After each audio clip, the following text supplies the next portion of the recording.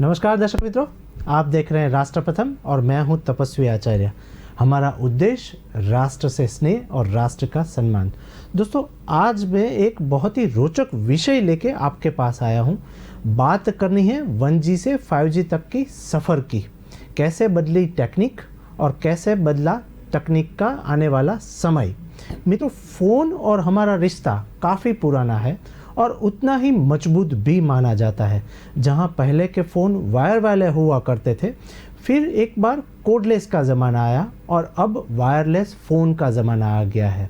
एक दौर की बात करें तो पहले के बेसिक फ़ोन की जगह अब जनरेशन के लोगों ने स्मार्टफ़ोन अपना लिया है और स्मार्टफ़ोन इस्तेमाल करते हैं।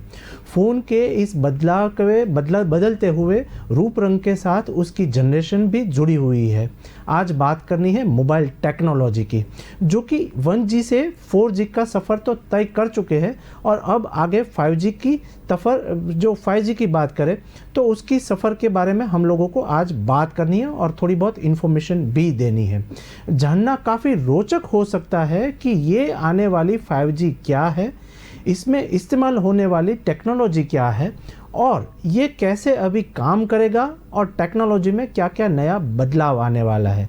मैं क्या बदलाव आ सकते हैं आगे बात तो करनी है, लेकिन उससे पहले मैं आपको एक बाइट दिखाना चाहूँगा, एक वीडियो दिखाना चाहूँगा जिससे हम लोगों को आगे का पता चले।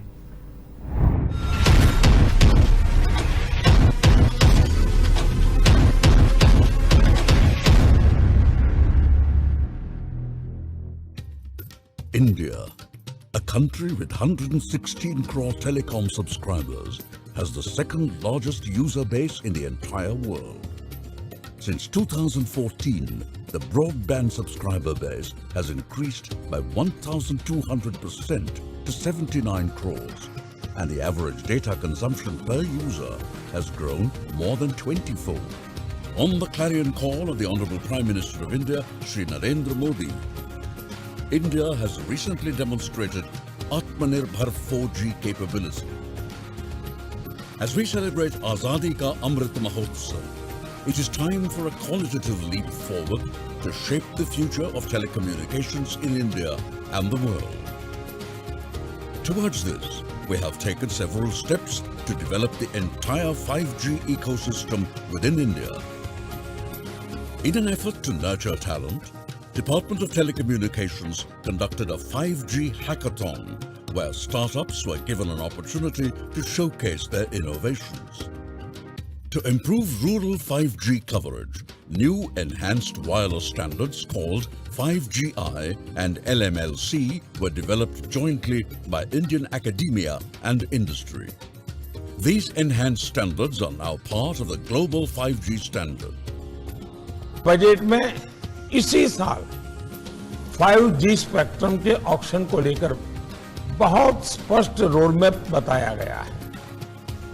देश में स्ट्रॉन्ग 5G इकोसिस्टम ने इसे जुड़ी हुई डिजाइन लेड मैन्युफैक्चरिंग के लिए भी बजट में PLI स्कीम्स प्रपोज की गई है।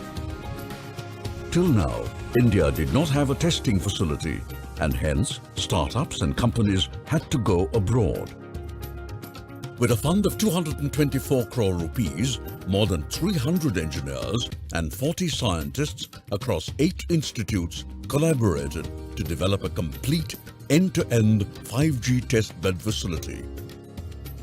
The testbed has all the components of the 5G network, ranging from the antennas, radios, the base stations, to the core network at the heart of the systems. The testbed provides full capability to support and test IoT applications such as autonomous vehicles, smart sensors, remote robotics, and the like. The testbed supports Indian industry and startups to test and validate their 5G products, solutions, and use cases.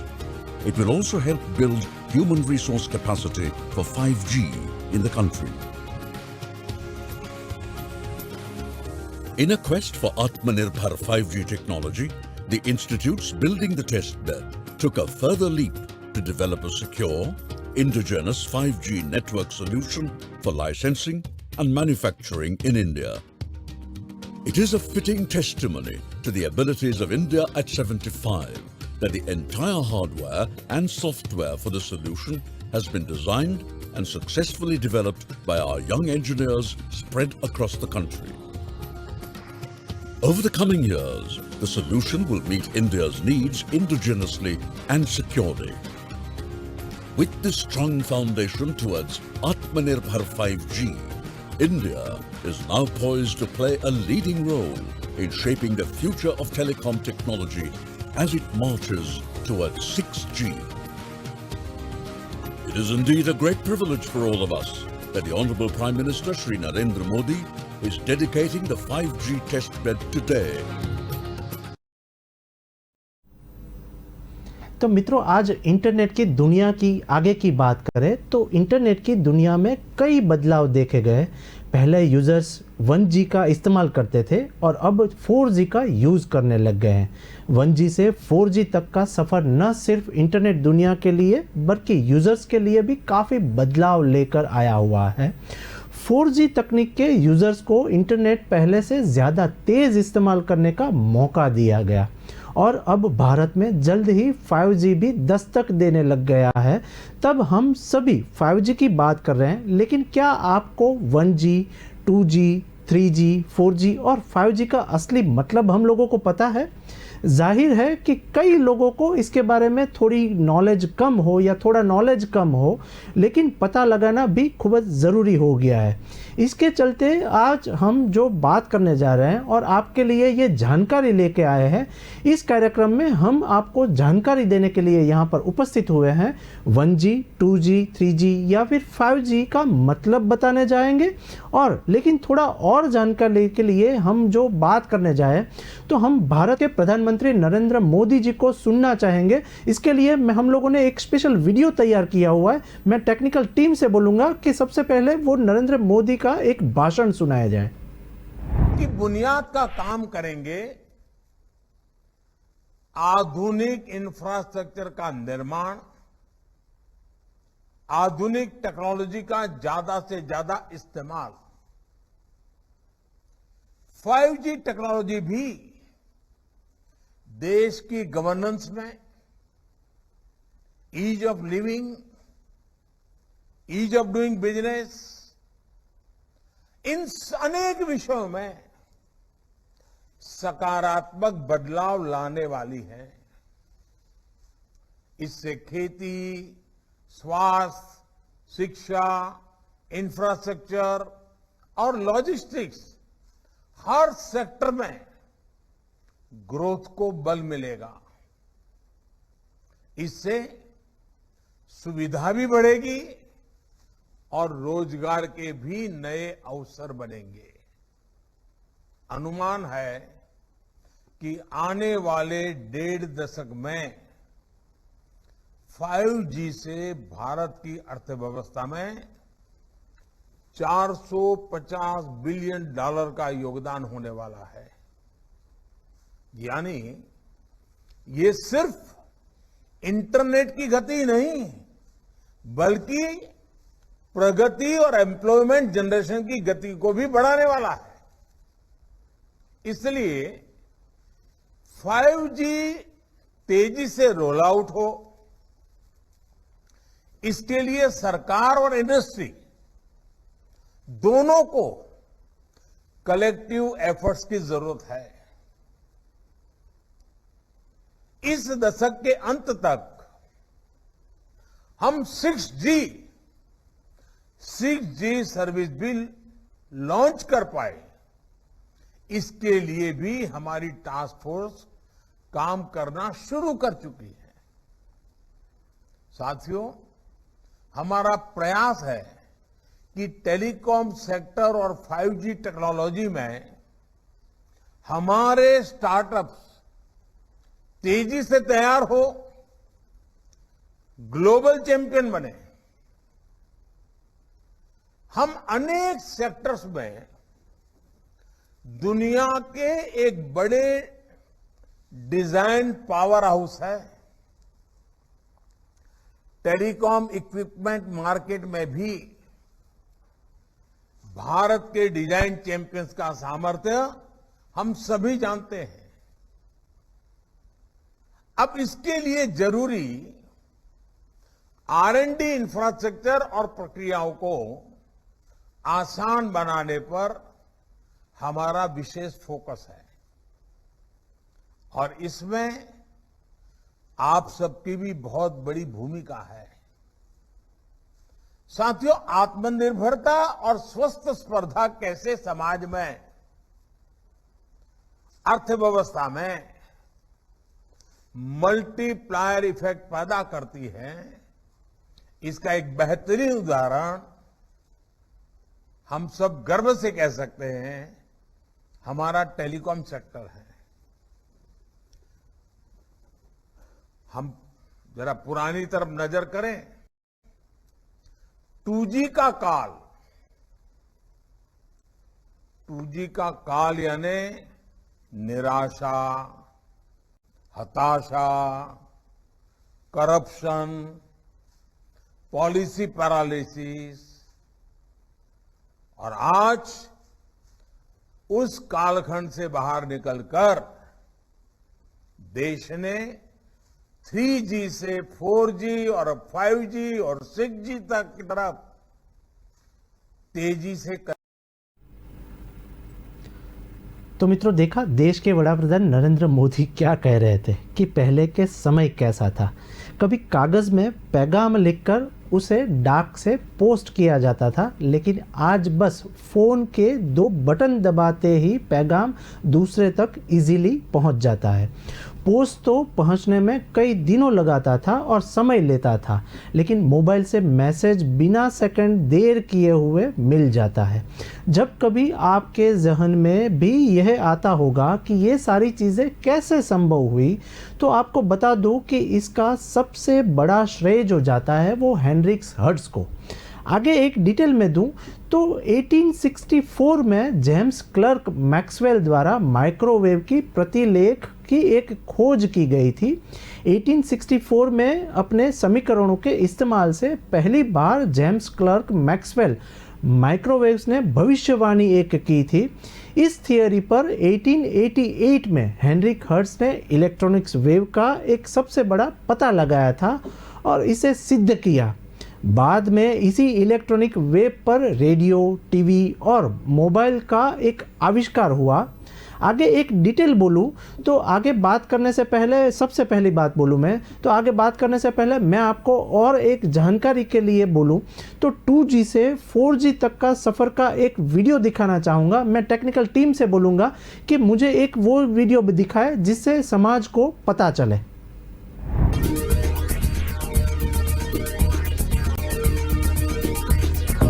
Can you imagine your life without the internet or mobile phones?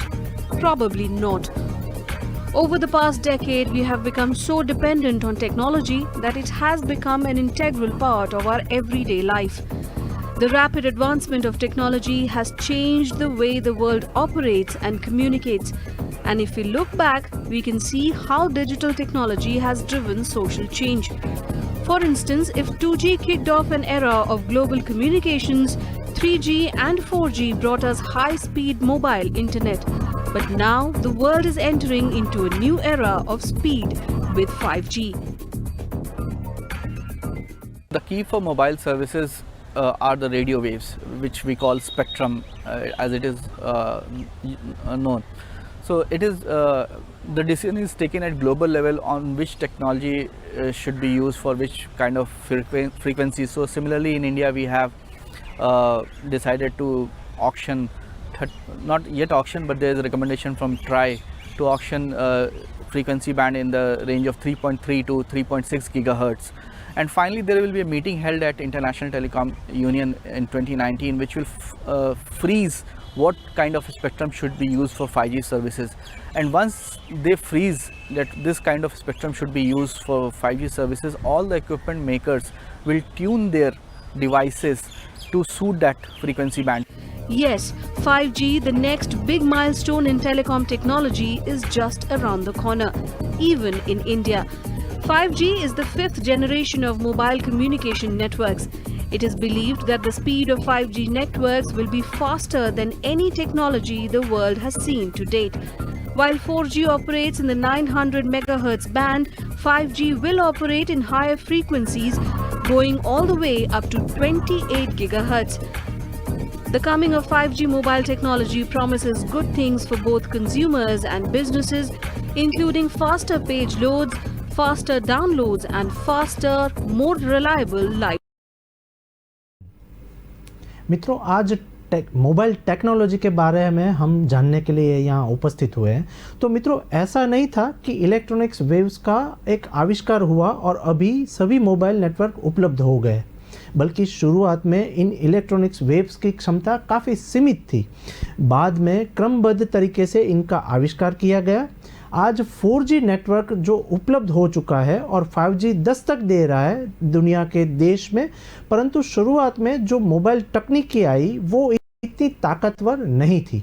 आगे एक बात करूं, क्योंकि mobile technology इतनी पहले develop नहीं थी, तो लगभग हर 10 साल में मोबाइल नेटवर्क में बदलाव हुआ है। 10 साल में मोबाइल टेक्नोलॉजी भी बदली और मोबाइल नेटवर्क भी बदला।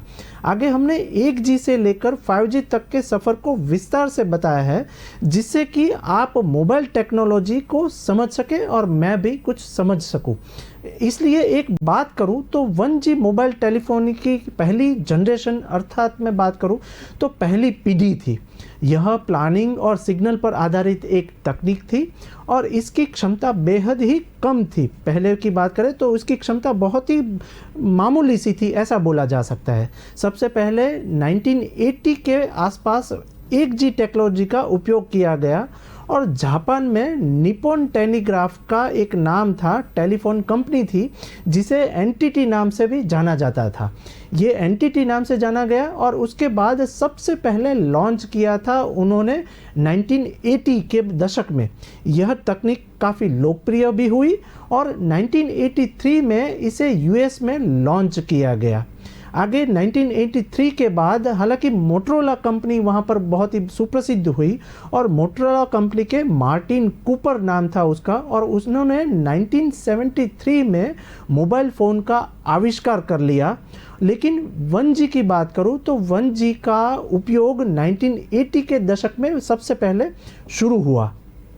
1G तकनीक का खासकर बायस के लिए ये जो तकनीकी डिटेल दी जाए तो जिसकी क्षमता सिर्फ 2.4 BAPS तक वहाँ पर की गई थी।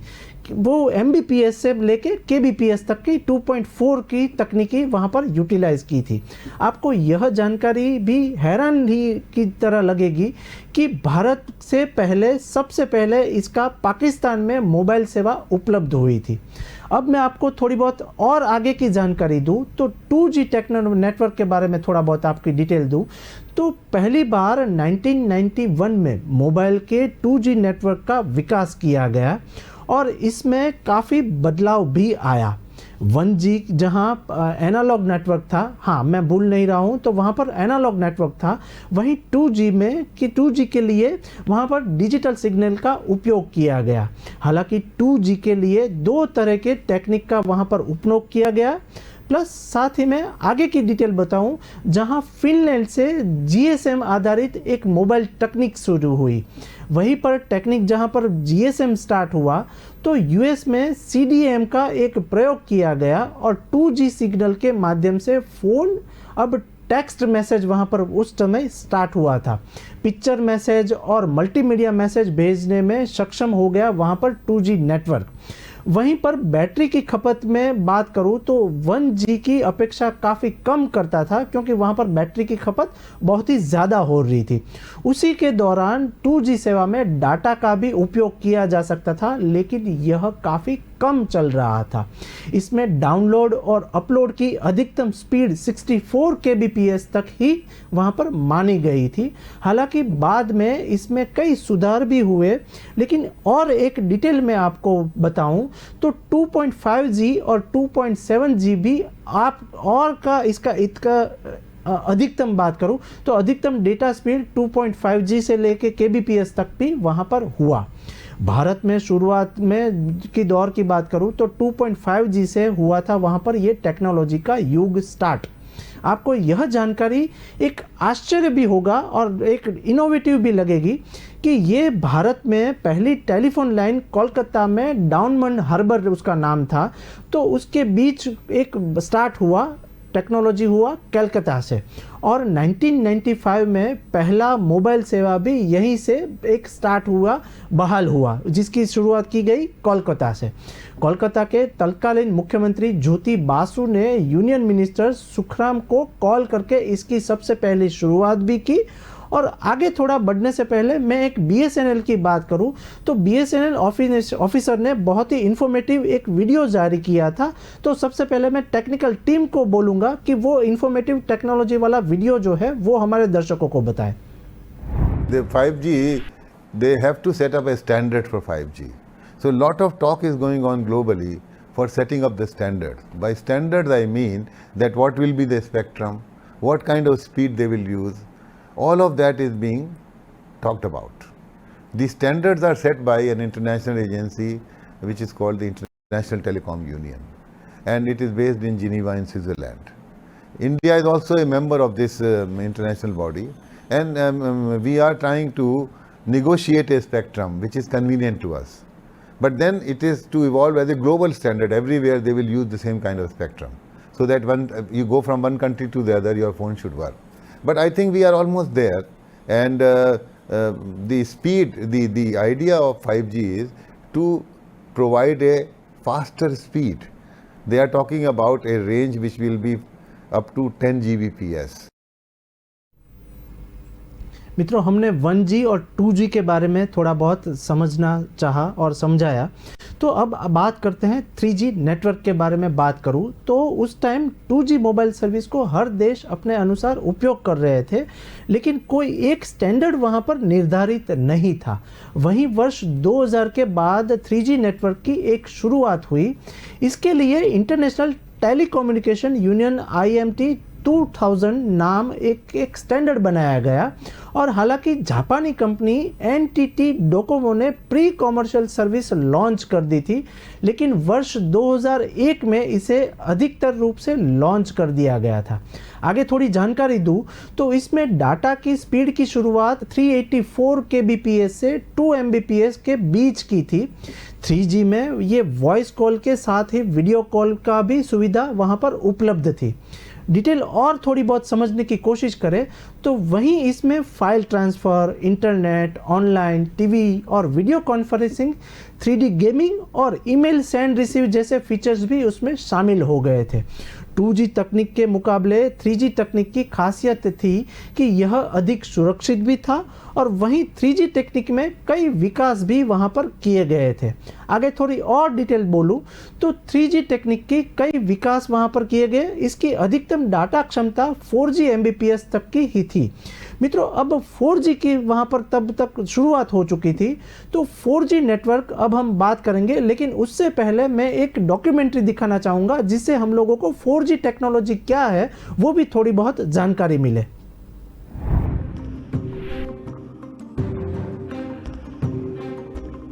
Those were the days when a telephone ring would bring a family together. It was a delight to be able to hear the voice of close ones through the telephone. The telecom industry has been one of the fastest growing technologies that has changed with time. Earlier, consumers had several hindrances: landline phones that wouldn't work for days, delay in voice calling with extremely poor technology. Mobile phone users were once charged for incoming calls as well, and mobile handsets were overtly expensive.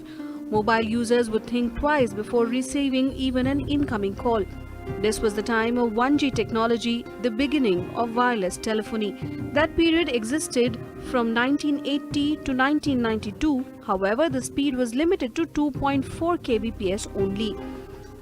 Mobile handsets were bulky and voice quality still needed improvement.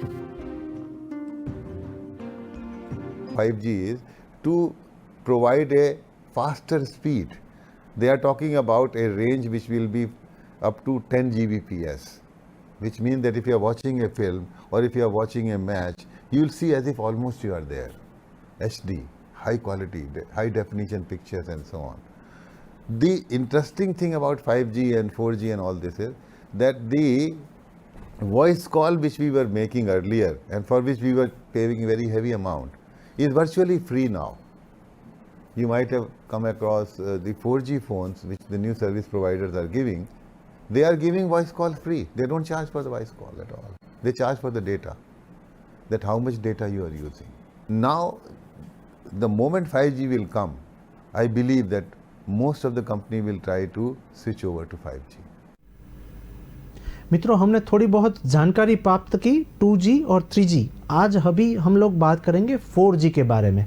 आज भारत सहित विश्व भर में 4G का ही बोलबाला चल रहा है। हालांकि इसकी कहानी भी कुछ अजीब ही है।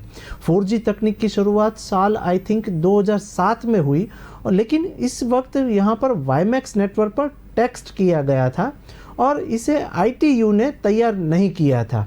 वहीं वर्ष 2008 की बात करूं तो 2008 में ITU ने 4G के लिए IMT एडवांस तकनीक की घोषणा कर दी थी, जो GSM आधारित 4G तकनीक से स्टार्ट हुई। इसके बाद इसमें से विकास देखा गया और विकास देखने के बाद इसमें भी NTT डोकोमो ने पहले 4G नेटवर्क का ट्रायल किया। लेकिन ये ट्रायल किया, इससे के जानकारी के लिए अनुसार पहले अधिकतर रूप से 4G की शुरुआत एक फिनिश कंपनी द्वारा की गई। वहाँ पर फिनिश कंपनी जब लॉन्च हुई तो हालांकि भारत में भी BSNL सहित कुछ और ऑपरेटर्स ने वाईमैक्स तकनीक का परीक्षण किया था। लेकिन ये परीक्षण की अपन सबसे पहले बात करें तो परीक्षण के साथ ही साथ में ये पाया गया, और सबसे पहले एयरटेल ने कोलकाता से 4G LTE की शुरुआत कर दी थी। ये शुरुआत इस तरीके से हुई कि रिलायंस जियो ने भारत में 4G की TDD, वहाँ पर बोलते हैं TDD सर्विस लॉन्च की, और कंपनी ने 4G वॉइसलेस को मुहैया किया गया। इसके बाद जो भारत की बात करें तो भारत में 4G का बूम आ गया और 4G वहाँ पर टेक्नोलॉजी अडॉप्ट की गई। 3G से ज़्यादा 4G नेटवर्क का कवरेज काफ़ी अच्छा माना जा चुका था। वहाँ पर ही 4G में अब और तकनीकी के सुधार किए गए और इसकी क्षमता को बढ़ाया गया। इसकी डाटा क्षमता की लेके बात करें तो डाटा क्षमता के डिफाइन किया गया वहाँ पर और टेक्नोलॉजी, और यदि किसी फ़ोन में कैट 3 सपोर्ट है तो वह 100 Mbps मीन्स 100 Mbps तक की गति से डाटा हस्तांतरण की करने में सक्षम रहेगा। एक और आगे बात में समझाने की कोशिश करूं तो इसी तरफ यदि कैट 4 है तो 150 Mbps, कैट 6 है तो 300 Mbps, कैट 9 है तो 450 Mbps तक की यहाँ पर टेक्नोलॉजी यूटिलाइज होती है, और यदि कैट 11 है तो 4G नेटवर्क पर 600 Mbps तक की गति से डाटा हस्तांतरण करने की यहाँ पर सक्षम होगा ये नेटवर्क। 600 Mbps की बात करें तो 4G की अधिकतम स्पीड है यहाँ पर, और 4G फ़ोन की खरीदारी से पहले इन 5 बातों को याद रखना और ज़रूर से इसको इस्तेमाल करने के तरीके भी याद रखना बहुत ही ज़रूरत हो जाता है। अब बात करते हैं 5G नेटवर्क की, क्योंकि अभी का मामला जो चल रहा है वो 5G नेटवर्क का चल रहा है। लेकिन उससे पहले मैं एक समझने वाली एक आपको डॉक्यूमेंट्री दिखाना चाहूँगा, जिससे हम लोगों को पता चले कि 5G टेक्नोलॉजी क्या है और ये किस तरीके से काम करेगी। According to researchers, 5G connections could be around 3 times faster than 4G networks, which should result in more devices being able to connect to a network offering fast and smooth data transmissions. As early as 2008, NASA formulated a partnership with the Machine-to-Machine Intelligence Core, a platform for M2M and IoT development. मित्रों, हम लोग थोड़ी बहुत detail समझी कि 3G technology क्या थी, 4G technology क्या थी। अब हम बात कर रहे हैं 5G, क्योंकि अब 5G टेक्नोलॉजी का ज़माना स्टार्ट होने वाला है, स्टार्ट ऑलमोस्ट हो गया है, ऐसा हम बोल सकते हैं। हालांकि यह कहा जाता है कि भारत तकनीक के मामले में दूसरे देशों के काफ़ी पीछे था और पीछे है। यह लगभग 15 साल देरी से मोबाइल सर्विस आई और 3G सर्विस में भी हम लोग लगभग 10 साल पीछे थे, ऐसा बोला जा सकता है। यूरोपियन देशों ने 2001 में ही 3G सर्विस लॉन्च करना शुरू कर दिया था, लेकिन भारत में 2011 के बाद यह सर्विस स्टार्ट हुई। आगे बात करें तो 2011 में ये सर्विस स्टार्ट हुई। हाल ही में 3GPP में विश्व भर में 5G नेटवर्क के लिए लोगो सहित टावर्स और स्मार्टफोन के एक निर्धारित कर दिया गया कि भाई उसका लोगो क्या था और लोगो क्या रहेगा। 5G स्टैंडर्ड के लिए IMT 2020 का नाम दिया गया है और अच्छी बात यह कही जा सकती है कि 5G के लिए विश्व की लगभग सभी प्रमुख कंपनियां उत्सुकता दिखाई दे रही है और उत्सुकता दिखाई भी देती है। और 2019 की बात करूं तो 2019 तक 5G नेटवर्क की शुरुआत करने का एक भरोसा दिया गया है और उसके बाद अभी 5G टेक्नोलॉजी स्टार्ट होने ही वाली है और स्टार्ट हो चुकी है ऐसा बोले, अर्थात आज से 13 महीने बाद ही इसकी घोषणा हो सकती है। आगे 5G टेक्नोलॉजी के बारे में और थोड़ी बहुत जानकारी हम लोगों ने जो यहाँ पर इकट्ठा की है ये थोड़ी बहुत बताऊं तो 5G सर्विस मानते हुए एक फ़ायदा यह है कि अब विश्व भर के ऑपरेटर्स इसके लिए नेटवर्क और रेडियो इंजीनियर इस पर कार्य करने में जुटे हुए हैं। एक PPP संस्था द्वारा अल्ट्रा फास्ट 5G नेटवर्क के लिए मानक तय करने के बाद अब फ़ोन निर्माता और रेडियो क्यूमुलेटिव निर्माता अपने 5G प्रोडक्ट लॉन्च कर सकेंगे। ये 5G टेक्नोलॉजी के साथ एक इंडस्ट्री भी डेवलप होगी। सबसे अच्छी बात यह कही जा सकती है कि भारत इस बार 5G के लिए पहले से ही ऑलरेडी तैयार है क्योंकि टेक्नोलॉजी का काफ़ी और बढ़ावा हो गया है। एक बात करूं सबसे बड़ी इंडस्ट्री की, रिलायंस इंडस्ट्री की। रिलायंस इंडस्ट्री के चेयरमैन व मैनेजिंग डायरेक्टर मुकेश अंबानी ने भी घोषणा की थी कि रिलायंस जियो नेटवर्क 5G रेडी भी है और हम लोग काफ़ी उस पर सुधार भी कर रहे हैं। वहीं इसके विकास के लिए कंपनी ने सैमसंग से भी समझौता कर लिया है और समझौता इसलिए करना पड़ा क्योंकि टेक्नोलॉजी काफ़ी फास्ट चल रही थी। वहीं एयरटेल भी इससे पीछे नहीं है। कंपनी ने 5G सर्विस और IT एप्लीकेशन के विस्तार के लिए नोकिया से भी समझौता कर लिया था और अभी समझौता ऑलरेडी कर लिया है। वैसे 2014 की बात करूं तो 2014 में भी NTT डोकोमो ने 5G के लिए परीक्षण शुरू कर दिया था। वहीं पर 5G सेवा 4G के मुकाबले भारत में लगभग 200 से 3 गुना वहाँ पर महंगी शायद हो सकती है और महंगी होगी भी क्योंकि उसमें काफ़ी टेक्नोलॉजी सुधार भी की है। 4G रिचार्ज में आपको लगभग 1 से लेके 2 GB प्रतिदिन डेटा मिलता था और डेटा मिलता है। वहीं पर 5G में आप लोगों लगभग 5 से लेके 10 GB प्रतिदिन डेटा वहाँ पर मिलने की संभावना की गई है क्योंकि यह काफ़ी तेज़ होगा। 5G टेक्नोलॉजी जो माना जाता है वो काफ़ी तेज़ होने वाला है, तो 1 GB डेटा आपको तुरंत शायद ख़त्म भी हो जाएगा। अब आगे एक बात करूं 5G टेक्नोलॉजी के बारे में और थोड़ी डिटेल लूं तो 5G सेवा के सामने सबसे बड़ा चैलेंज भी एक बड़ा हो सकता है कि इनके टावर बहुत ही पास लगाना पड़ता है क्योंकि 5G टेक्नोलॉजी काफ़ी फास्ट चल रही थी और फास्ट चलेगी। तो यह कहीं नहीं पाया जा सकता कि मानकर भी चलना पड़ेगा कि 2023 तक आपको सिर्फ और सिर्फ यह सेवा बड़े शहरों में भी देखने को मिलेगी और बड़े शहर वाले भी ये टेक्नोलॉजी यूटिलाइज कर सकते हैं। देखने को मिलेगा ये टेक्नोलॉजी कहाँ पर आ सकती है और वहाँ पर कहाँ पर स्टार्ट होगा। 5G के सामने एक और समस्या यह भी आजकल वाईफाई कनेक्शन लगभग हर घर में लग रहा है। तो एक बात ये भी हो सकता है कि भारत में इसे नई टेक्नोलॉजी को बहुत कम लोग पसंद करें क्योंकि एक बात तय है कि देखिए हर घर में एक वाईफाई तो ऑलरेडी अब आ चुका है। ऑफिस में भी आपको वाईफाई है और रेलवे स्टेशन पर भी आपको फ्री वाईफाई मिल रहा है। तो ये 5G टेक्नोलॉजी किस तरीके से काम करेगा वो भी एक सबसे बड़ा क्वेश्चन मार्क माना जाता है। बस स्टैंड पर भी आजकल वाईफाई टेक्नोलॉजी आपको मिल रही है, तो आपको मिल रही है तो हो सकता है कि लोग सिर्फ और सिर्फ कॉलिंग सुविधा रखें और वाईफाई कनेक्शन अब इस नए 5G टेक्नोलॉजी के मुकाबले काफ़ी ज़्यादा सस्ता मिले तो लोग यूटिलाइज कर सकते हैं और डाटा भी अनलिमिटेड मिल सकता है। आगे एक नई बात करूं इससे पहले मैं अपनी टेक्निकल टीम को बोलूँगा कि एक इनोवेटिव वीडियो दिखाए जिससे हमें पता चले कि 5G टेक्नोलॉजी किस तरीके से यूटिलाइज होगा। The dream of building a self-reliant India is fueled by innovation and information and communication technologies, where the possibilities are beyond the limits of the sky. TRISE has set many milestones in India's growth story. TRI is now celebrating 25 years of its contribution to the nation.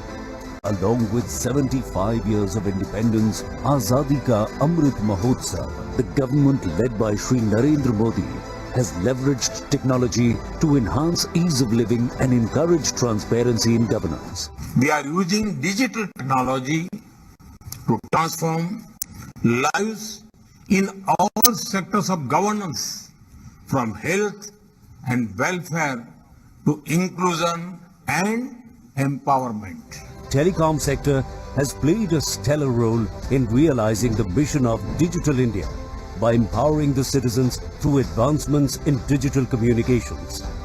In the Regulatory Tracker Index of International Telecommunications Union, ITU, TRI satisfies the highest benchmark of maturity, establishing itself internationally as a progressive regulator. While crossing over many challenges successfully, TRI steered the connectivity revolution in India in the last 25 years, and the journey continues. 1,167 million total phone subscribers, per GB data cost at rupees 10, over 906 private satellite TV channels, over 800 radio stations. Enhanced connectivity boosted the digital economy with a phenomenal growth of UPI transactions, crossing 5 billion per month, worth more than 9 trillion rupees. The revenue from the telecom sector is almost 6% of the GDP in 2021. And what makes us really proud is the fact that during the pandemic, the telecom sector enabled almost 35% of the GDP, showing how digital communication can overcome the steepest of obstacles. TRI's path-breaking steps have contributed to transformation in the delivery of telecommunication, broadcasting and cable services in the country. Infrastructure sharing reduced the cost of network deployment. One nation, one mobile number, achieved through mobile number portability. Tariff forbearance provided flexibility to service providers for innovative offers to consumers in a dynamic and competitive market. Digital addressable system brought in transparency and improved choice. TRI is a pioneer in the introduction of blockchain technology as a regulatory technology to curb the spam. Consumer protection and digital inclusion has been the cornerstone for the regulatory approach of TRI. TRI is looking to enable futuristic telecom services. These include machine-to-machine communication, convergence of broadcasting and telecommunications, holographic technology, augmented reality or virtual reality, quantum computing, digital twins, robotic collaborated factories, feed agriculture, rural industry, water management, health, education, civic management or entertainment. From robotic surgery to smart ambulances for enhanced preparedness for the healthcare sector.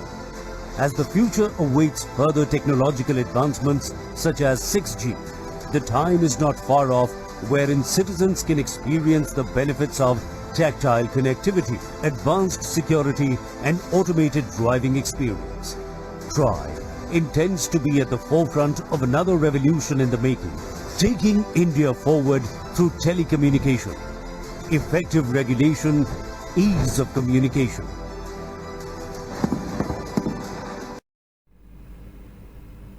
तो मित्रों, देश विकास की ओर आगे कुछ कर रहा है तो कुछ सालों में आपको शायद फूड डिलीवरी भी ड्रोन से मार्फत आपको शायद मिल जाएगी।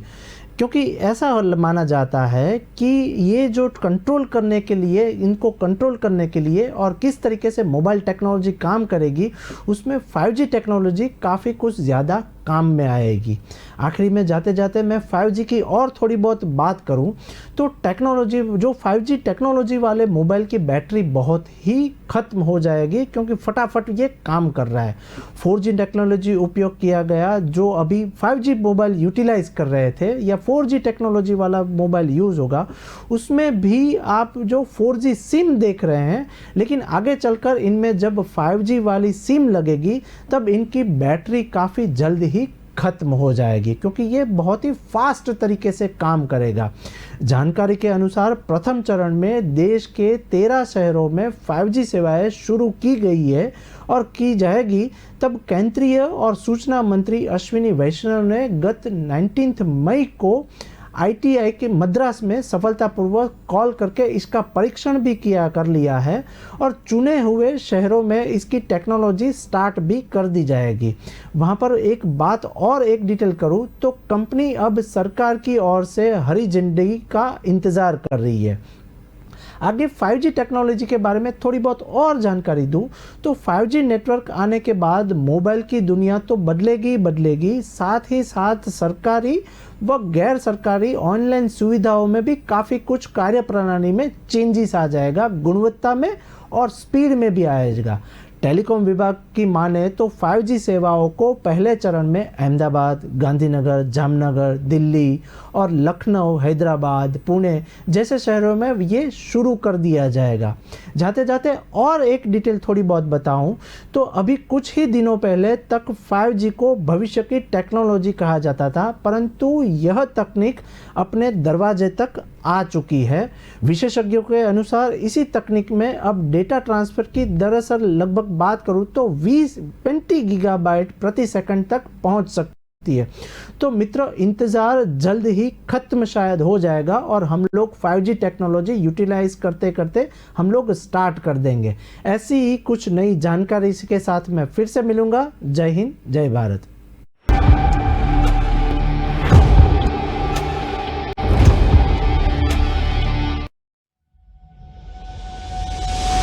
लहरों से डरकर नौका